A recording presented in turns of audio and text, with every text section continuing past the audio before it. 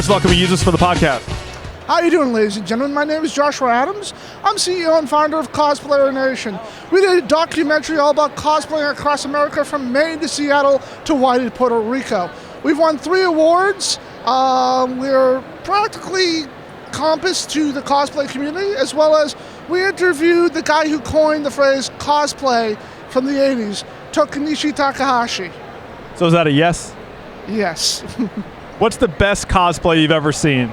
Well, they're all pretty good, actually. You can't judge them by anything else, practically. I know it's kind of like the generic term, but they're all different and unique in their own ways. And mostly, the guys and gals that put their effort in, that's the true people, as well as people who make it or buy it. Those are the true people that are actually the best ones. Are you sick of Harley Quinn? Well, who isn't sick of old Harley?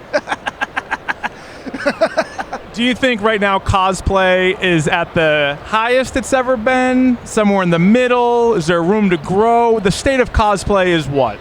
The state of cosplay will always grow. Actually, we were talking about and thinking about doing a worldwide documentary because there is cosplaying across the United States and the globe.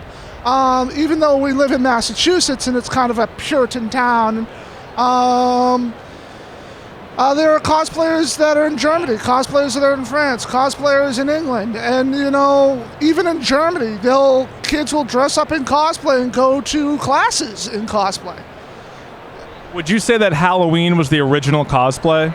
Actually, no, not really. Halloween was an interpretation of cosplay, but if you want to go dating back, it goes back to practically the Stone Age. People who practically dressed up to celebrate the gods, or even the Romans or Greeks who dressed up in costume for their plays and other things like that. So for an American style, yes, it dates back to Halloween. But true cosplay, as conventions are, you can date it back to around the mid to late 30s. And that's how cosplay in America, even in the 20s, but convention-wise, cosplaying was dated back from the mid-30s to the early 40s. Like the 1930s or like the original 30s? 1930s to 1940. Okay, but you're saying the first man may have participated in cosplay of some sort? Yes, the first man and female, actually. Do you think, and this is a debate we've had for a while, do you think man and dinosaur ever overlapped?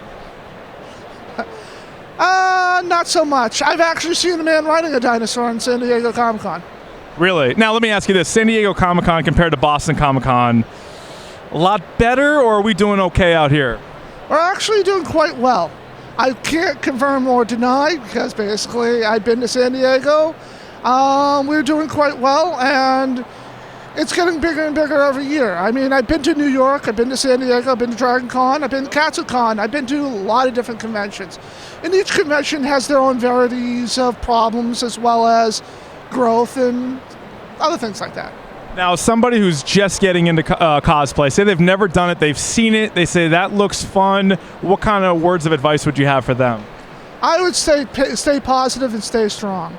No matter what you do, and no matter how hard it takes, or even if you can't make a costume, I suggest actually staying strong and staying positive, because you're always going to have your ups and downs. And some people will say, oh my God, that's really cool. I mean, I've seen people dressed up in cardboard writing Gundam on it. So, so basically, if you want to, you're going to have problems, just like everything else. But stay positive and stay strong. Cosplay is a metaphor for life in a way. Yes. Are you dressed up in cosplay right now? No, not so much.